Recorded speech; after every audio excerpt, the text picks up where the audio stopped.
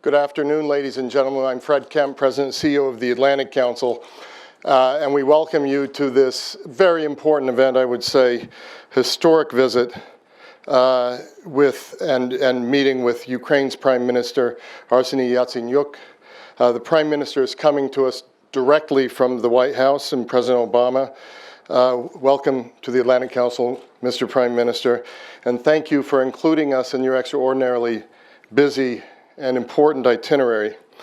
We've assembled a very large and powerful community of influence here. Any of you who would like to spread the word, please use on Twitter #ACUkraine.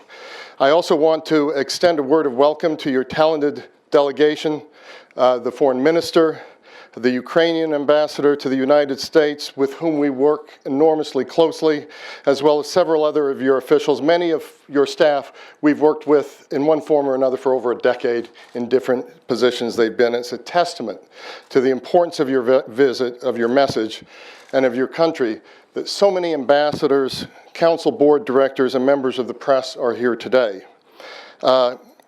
Ukraine is under siege. Its political crisis, which played out in the Euromaidan and cities across the country, is now complicated by another crisis, Russia's seizure of Crimea in an effort to destabilize Ukraine.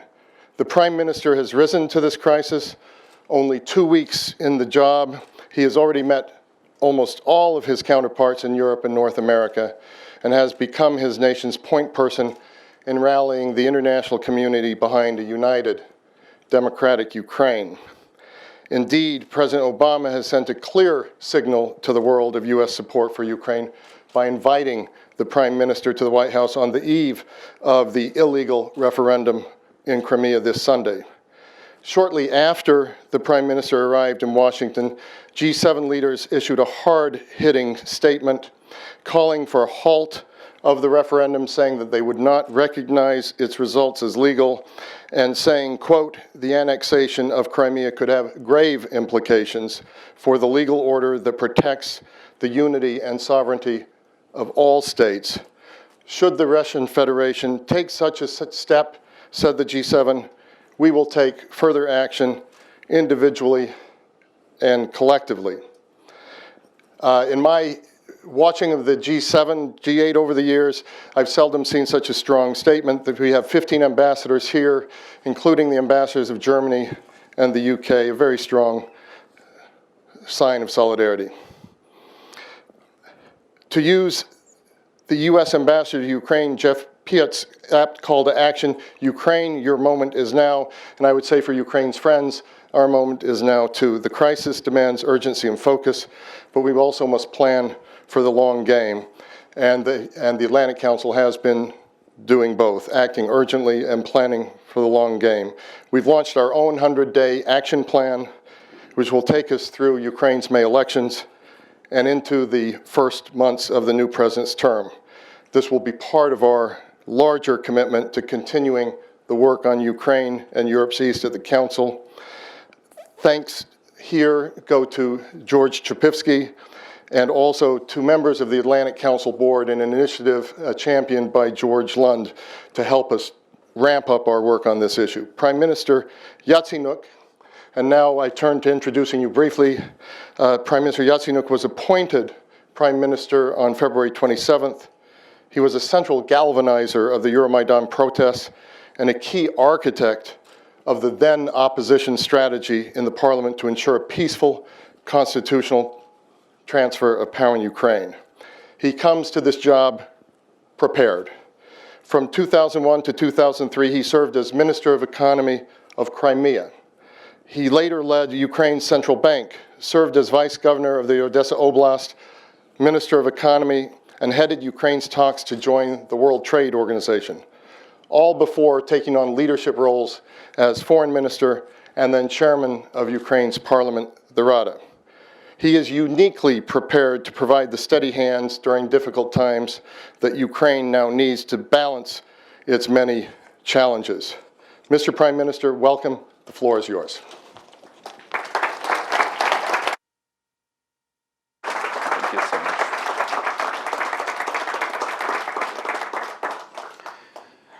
It's a great pleasure and honor to address such a distinguished audience. Usually people come here to make lectures. Let me change these rules, and probably I'll give a very short introduction. It's much more important for me to listen to your advices and to listen to your questions, and I am ready to answer any questions you'll raise. This is a very dramatic time for my country. And what's going on was absolutely and entirely unpredictable for me and unacceptable for the world. With no reason, with no grounds, our partner in the past, but I still believe that this country would be a partner in the future, started an incursion into the Ukrainian territory, started to invade an independent and sovereign country.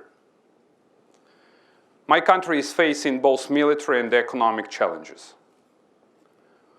We still believe that there is an option to tackle this military crisis with the political and diplomatic tools. As time is going and clock is ticking, these chances are not as big as were, for example, last week. But these options, these tools are still on the table. We urge Russian Federation immediately to pull back its forces to barracks and to start real talks and negotiations. We as a new Ukrainian government are ready to hold an open dialogue how to tackle this dramatic crisis of the 21st century. And this is not the crisis just between Ukraine and Russia. It's worse. This is the global crisis. As in case if Russia moves further, this would definitely undermine the entire global security. And I am wondering about the goals of Russia.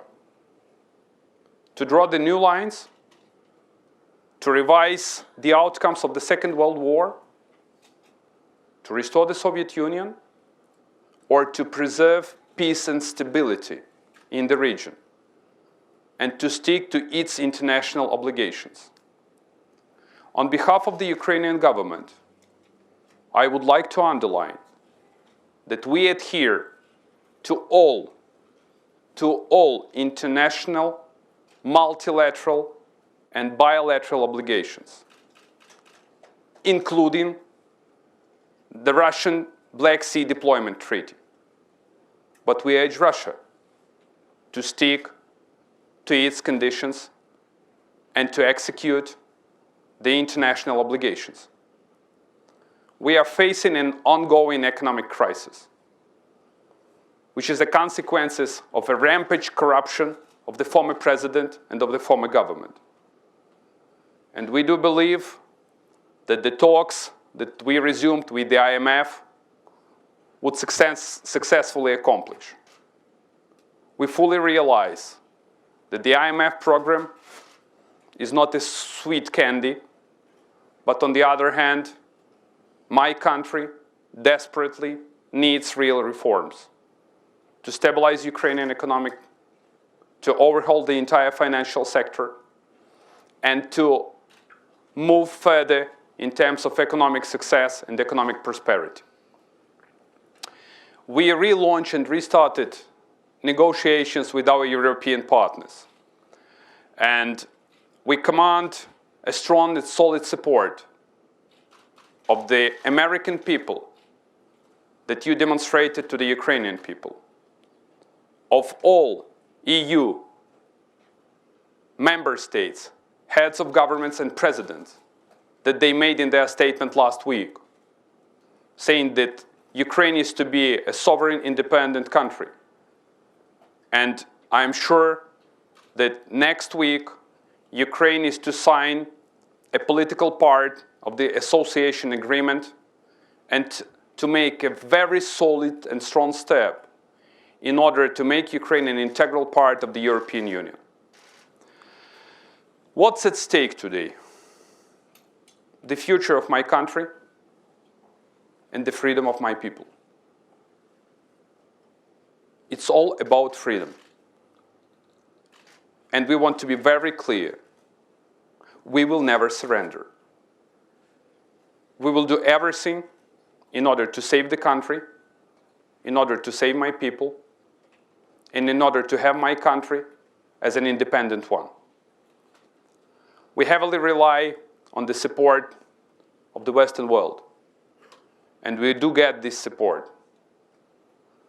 And we do understand that it's up to Ukrainian people to shape our future. The new Ukrainian government is ready to deliver changes. We are ready to implement reforms. But you can't do it having Russian tanks and Russian soldiers on your soil. I'm still very optimistic. I'm still very optimistic because you always need to believe. And I believe that we will find the solution, that we will tackle this crisis, and that we will do everything to make Ukraine a prosperous and pro-European state. Ready for any kind of Q&A? So let's go down to business.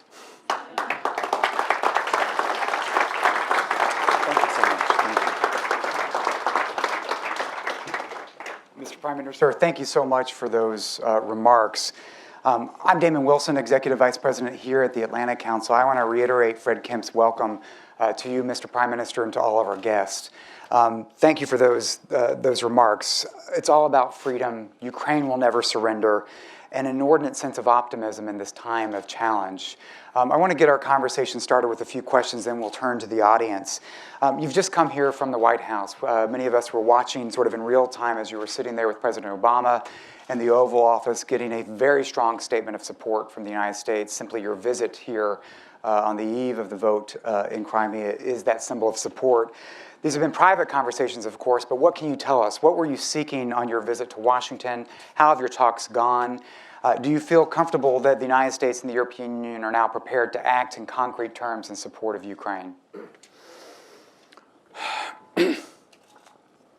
I will try to tell everything I can. It was very open and frank discussion. And we avoided, all this diplomatic language. We appreciate the support that the American people and the US president and the US government and this bipartisan support that you demonstrated. And it's great to have the EU and the US speaking in one voice, speaking in a single voice. I see that the Western world is determined to preserve Ukraine's integrity and to preserve Ukraine's independence. What we already got a package of financial aid. It's on the table. Both from we need to accomplish the IMF deal, but the key factor is that the United States already announced $1 billion of guarantees for the stabilization of Ukrainian economy. And we got very strong statements of the European Union and of the United States saying that they will do whatever they can to support the Ukrainian people and actually to protect Ukraine. I'm satisfied with the way the US and the EU helps us to handle this crisis. So, Mr. Prime Minister, if I may, you said in your remarks that you would never surrender. Ukraine would never surrender. As we've heard, in many regards, the strategy that you had on the Maidan has become a strategy for Ukraine today in this crisis. How do you see this playing out? What is Ukraine's strategy? In your remarks, you said you follow this peaceful diplomatic process, but that it's not inevitable that that can continue. Help us understand what you're thinking in terms of Ukraine's strategy in this crisis. Much will depend on the strategy of Russia. much will depend on the personal vision and stance of President Putin. I would like to reiterate that we still want to have a free, equal, and partnership relations with Russia. And you can do it having a military incursion. We do not consider a military option as the best option how to fix this crisis. No. In the new globalized world, we need to find out the better off-ramp strategies. And I still insist on political and diplomatic tools.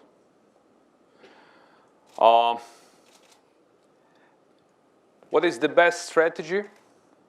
The best strategy is to sit and to negotiate. What is the best approach for Russia is just to stop and to calm down. So what do you think President Putin's strategy is? What are his goals vis-a-vis Ukraine? How far is he willing to take this? And is his calculation affected by what's happening in Brussels and Washington today? It's better to ask President Putin, because it seems to me that he's the only person who knows. But there are different case scenarios. You know, that they made this incursion on the artificial grounds, saying that Russia decided to protect Russian-speaking minority. And I was absolutely astonished with this. And that's not only because my wife speaks Russian. She doesn't need any kind of protection. And my kids too. We as a new Ukrainian government will preserve the rights of all minorities, including Russian-speaking. And you probably know that in the first days of the new house, not new house, of the new government, a law on the languages was repealed, but an acting president decided not to sign this law. And it means that Russian-speaking minority is under the full, entire, and comprehensive protection. So no grounds at all. Another reason was so-called anti-Semitic. Probably President Putin doesn't know that this is the first government where a deputy prime minister represents the Jewish community. Then President Putin said some stuff about fascists, protesters. No evidence at all. And we are the government who will fight with anyone who proclaims something that resembles fascists or Nazis.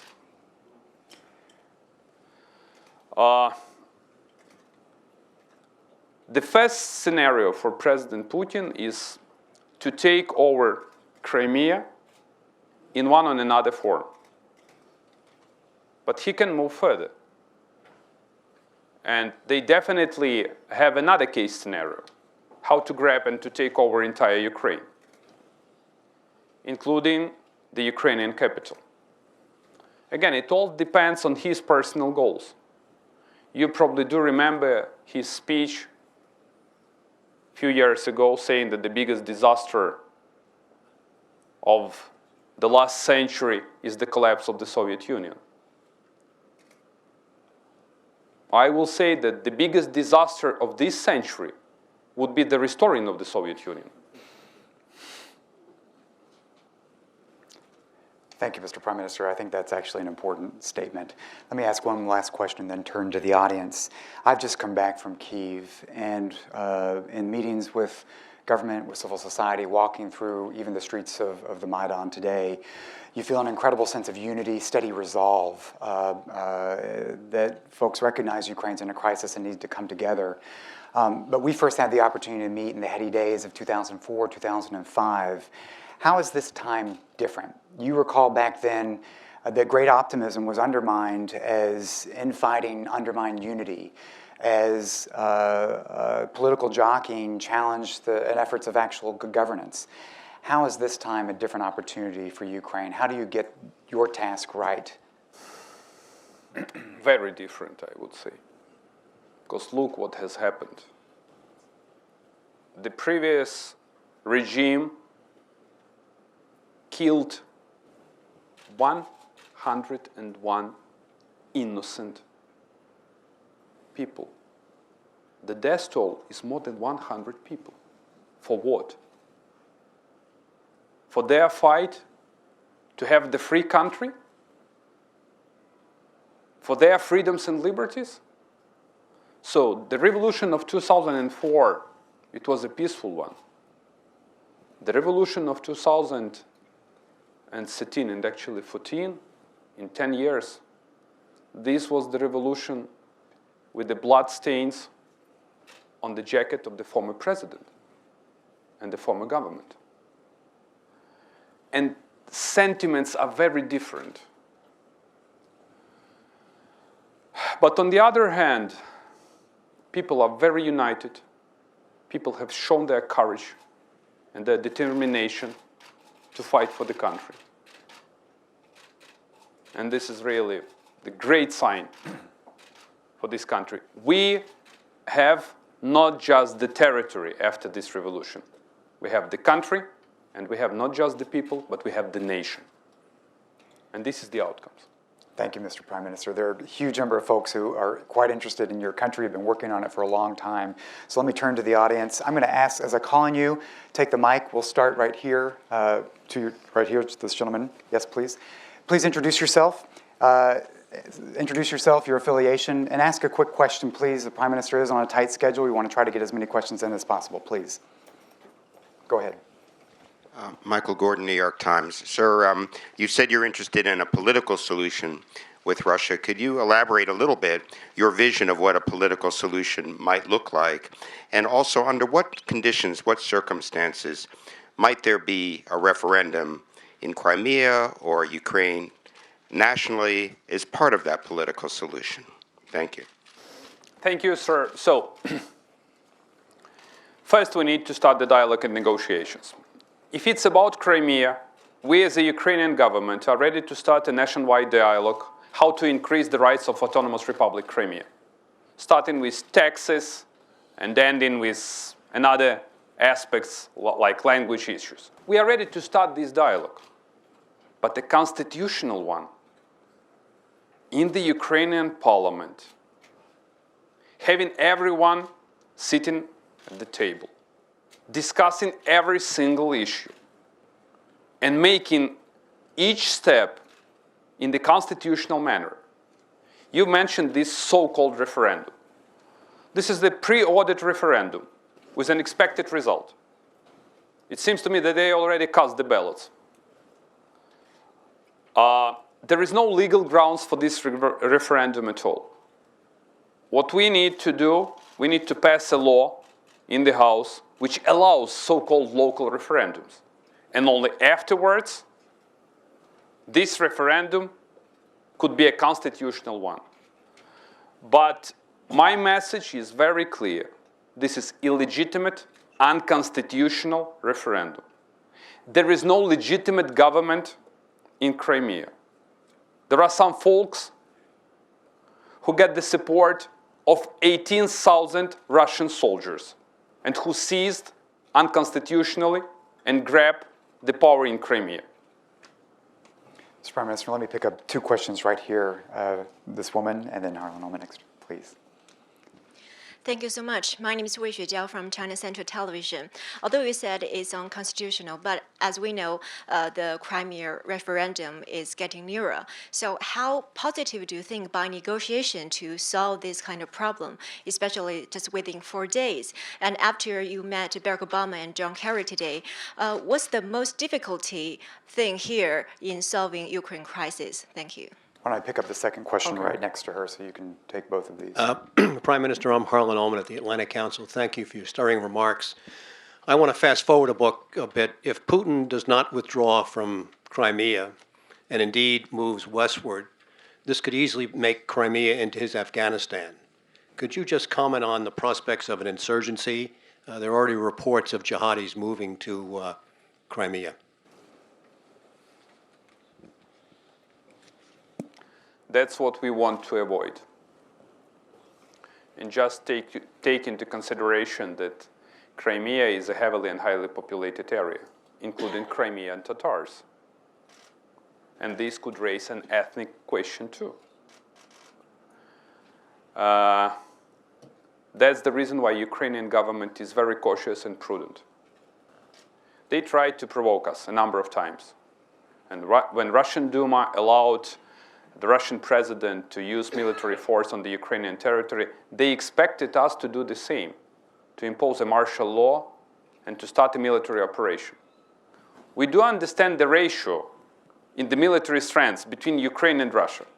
I can, for example, give you the numbers of aircraft facilities, 1 to 98, excluding the nuclear aspect. So I would like to reiterate again, we need to do everything we can. I mean, if everyone in the world who wants to preserve peace and stability in order to avoid the bloodshed. Because if it starts, there will be no end.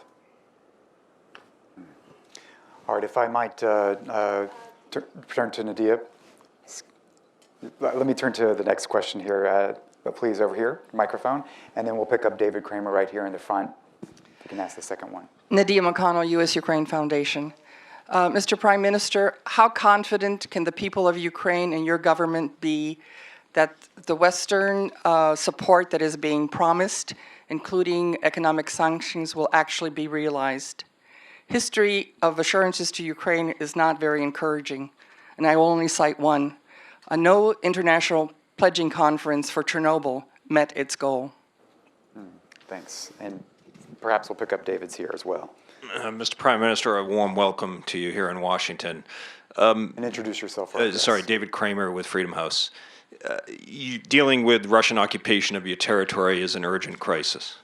Trying to fix the economy is an urgent crisis.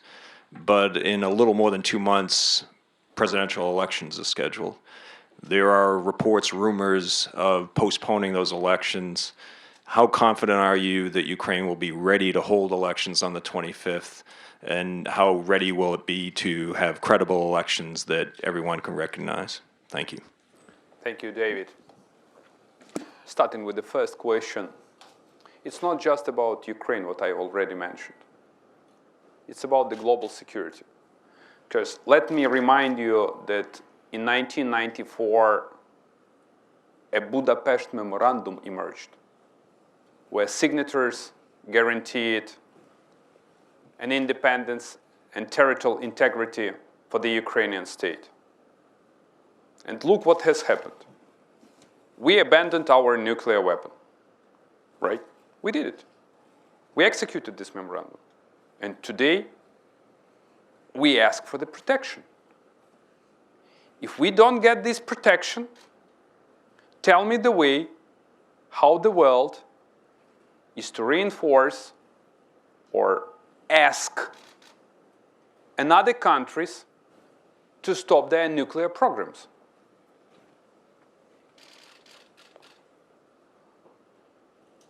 It's impossible to convince, in this case, someone to halt nuclear proliferation programs. This is the global problem. And it's up to all of us to fix it. David, on the elections, on the presidential elections, elections are scheduled at the 25th of March, and May. And we are ready to hold free and fair elections. We do understand that a number of folks will do everything in order to undermine these elections, to stop them, to postpone, to delay, to have another kind of mess and uncertainty in my country. But we launched this. The Central Election Commission is working in its schedule. We amended the state budget, so we are ready to hold free and fair presidential elections. We asked international observers to observe these elections, and I still believe, not just believe, I'm sure, that elections are to be held as scheduled, and that on the 25th of May, the new president will not the new president, but on the 25th of May, we will have a clear picture who is to be the new president, because this is a two-round elections and the horse race in another 2 weeks. That's right. That's right. Let me take two questions up front, and then I'll move to the back. Please, with the mic right here in the second row, George and Ambassador Gagashidze. George Shapivsky, private individual. I'd like to first congratulate you on rising to the challenge of this situation, which poses a risk to Ukraine, obviously. And you and your government and the people as a whole have obviously risen to this challenge with great fortitude and conviction, because you and the nation recognize the risk. My question is, does the rest of the world, in your estimation, also recognize that the risk? That this is not just a risk to Ukraine, but it's a risk really to the stable world order. It's a risk that forebodes the possibility of a new wave of aggression that spreads not just in Eastern Europe, but throughout the globe. And in your estimation, in dealing with this problem, do you feel that the international community sufficiently recognizes what's at stake? Thank you. Just pass the mic down. We'll take Ambassador Gagashidze on this one as well, please. Thank you. Mr. Prime Minister, first of all, I would like to express my sympathy and support on behalf of my government to Just Cause for the sake of the united and democratic Ukraine. And just for our audience, Ambassador Gagashidze, Ambassador of Georgia. My question is, obviously, what we are witnessing these days is not the first instance when Russia is violating international law to the end of the Cold War. 5 years ago, on the smaller scale, but still the similar events happened in Georgia. So my question would be, what are the lessons learned on one hand for your government in order to navigate in these very difficult circumstances? And on the other hand, what are the lessons to be learned by international community from the events back in Georgia to be more effective in this case, in this crisis? Thank you. Why don't we take those and then I'll move to the back, so please. Thank you for congratulations. Some folks sent me condolences. But again, I am still optimistic. We are ready to sacrifice, my government is ready to sacrifice its political capital in order to tackle this crisis, and me personally too. You were even referred to the task as a political suicide. Oh, sometimes it happens.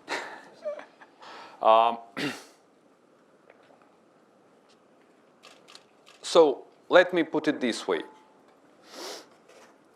On the conflict that emerged in 2008 in Georgia, these are the implications of Bucharest summit holding NATO. Map. If you don't have map, you have something else, like military aggression. And this is the dramatic lesson